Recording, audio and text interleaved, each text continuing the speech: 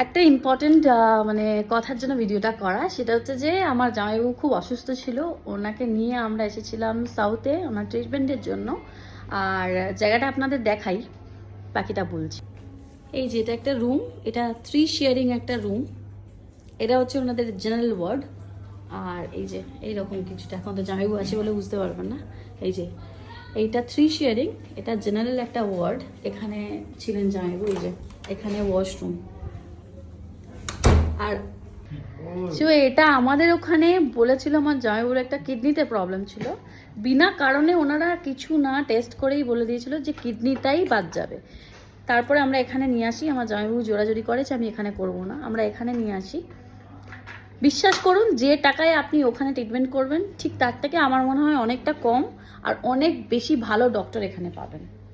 আর বাকিটা তো আমার জামাইবাবু যা সুস্থ হয়েছে, যেভাবে 8 দিনের মধ্যে এরকম একটা বড় মেজর সার্জারি ঠিক হয়ে গেছেন, আর ডাক্তারবাবুর তো কোনো তুলনাই হবে না।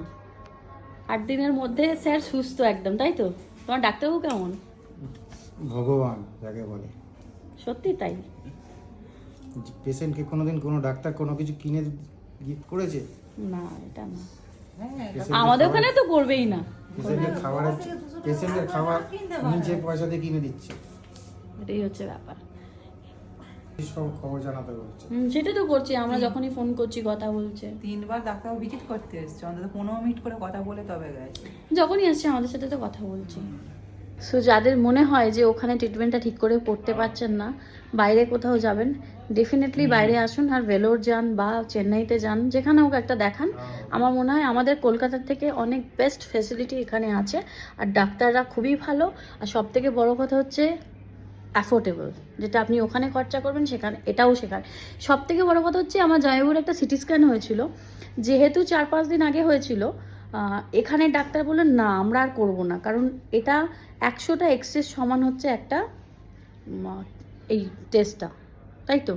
উনি করলেন না। কিন্তু এটা আমাদের ওখানে হসপিটাল হলে আগেই বলতো অন্য কোনো হসপিটালের টেস্ট এখানে চলবে না, আগে টেস্ট করুন। তো এইটা এখানে একটা বড়